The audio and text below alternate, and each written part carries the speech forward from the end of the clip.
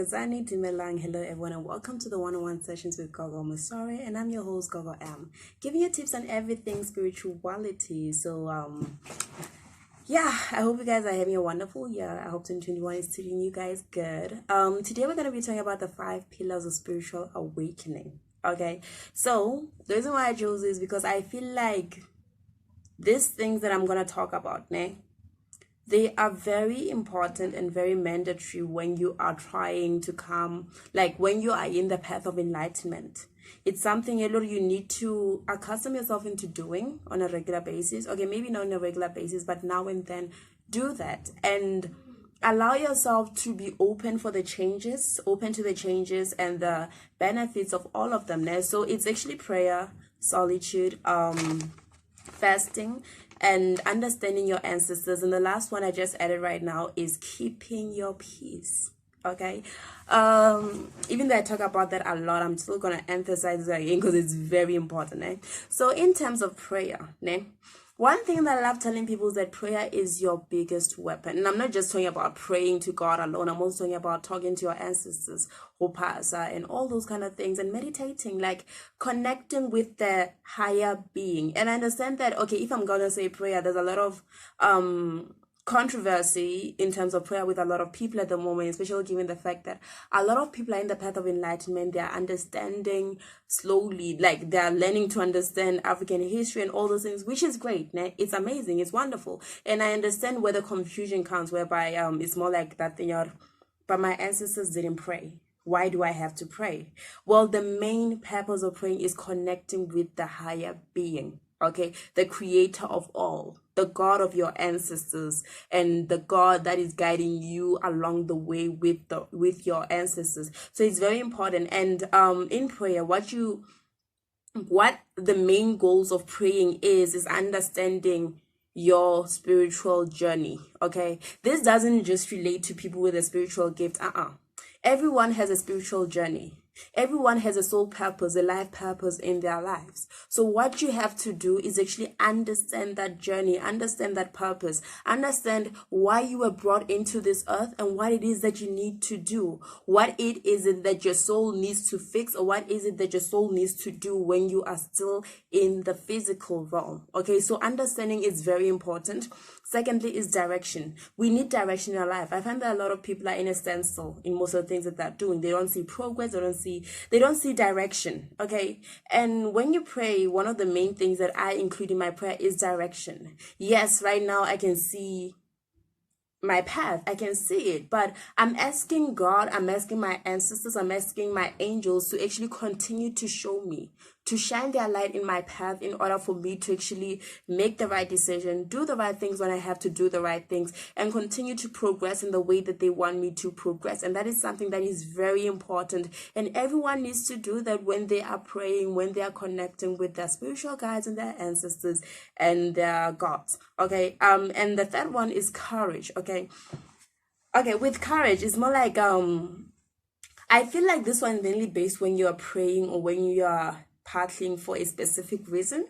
But Lona, in general, we need courage in our lives. We need courage to make certain decisions. We need courage in order to progress, to actually throw care into the wind and just do what we have to do when we have to do it. We need that courage. And I feel like for now, most of the times, I find myself getting moments whereby I feel like, oh my God, I cannot do this. I am not strong enough for this.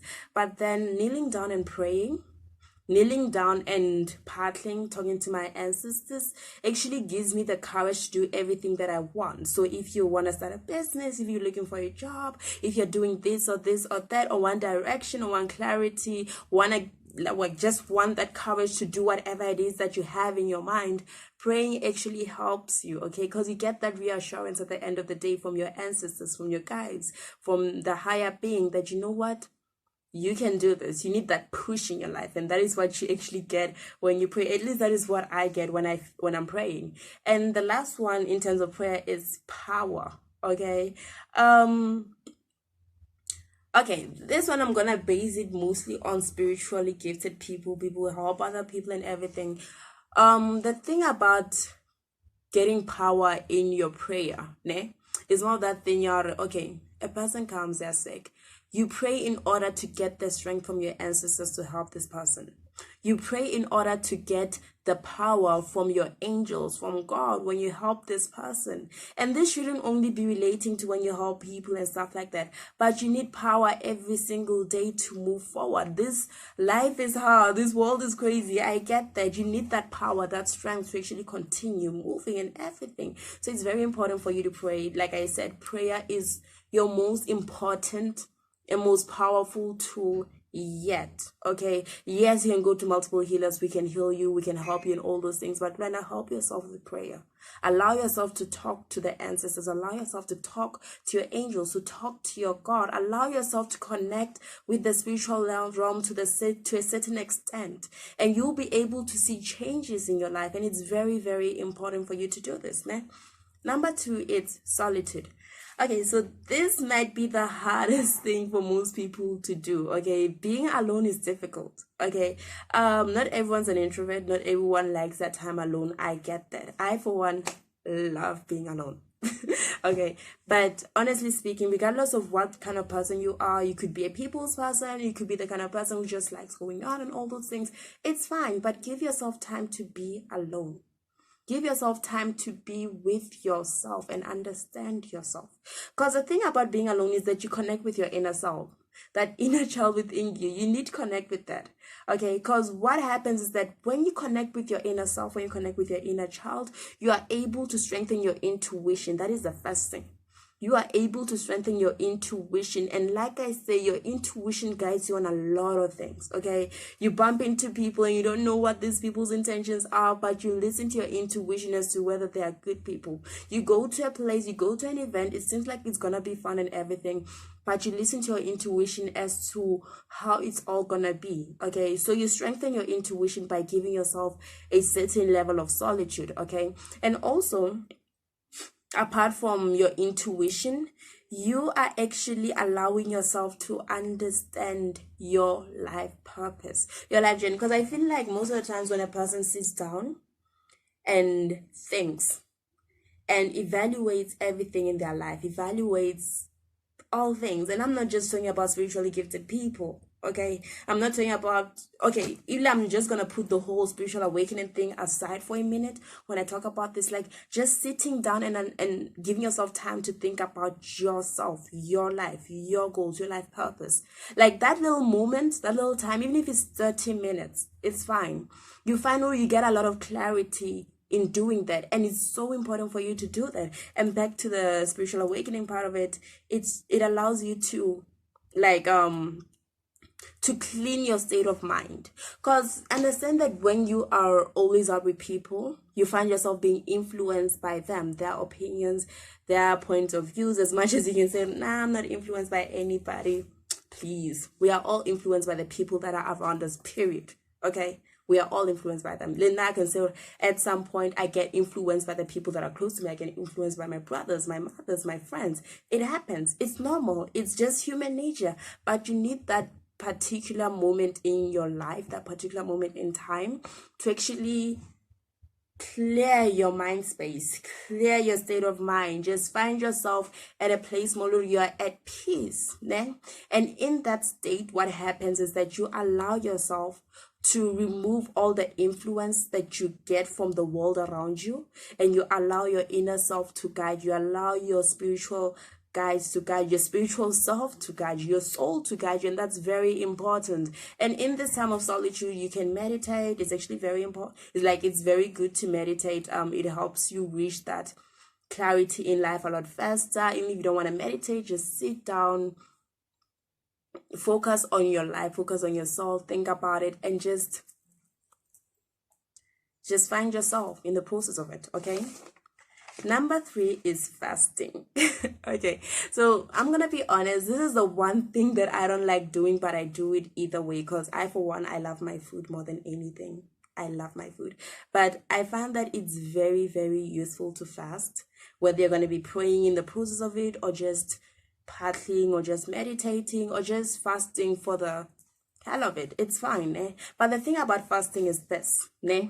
You are reducing the intake of toxins in your body. I understand that yes, some food are healthy and all those things, but come on, almost everything we eat is modified, and we don't know how it affects our bodies to a certain extent. So I feel like the reduction of taking in toxins to a certain extent allows us to connect with our inner self, allows us to transcend to a universal space, okay, which is very good. It's a soul cleansing process. Like I said, you're not taking in anything that could harm you, you're not taking anything that could block your soul from actually coming out and reaching out and telling you what to do. So it's a soul cleansing procedure, which in turn forms a greater connection with your physical and your spiritual self. And one thing that you need to understand is that in this life, what is the most important is for one to actually connect with their spiritual self and their physical self. Make them work hand in hand with each other. Make them guide each other along the way. It's, let's say, how do I put this? Allowing your spirit to guide you, to guide your physical body, and allowing your physical body to take everything that the world has to give with the guidance from the spiritual self within you.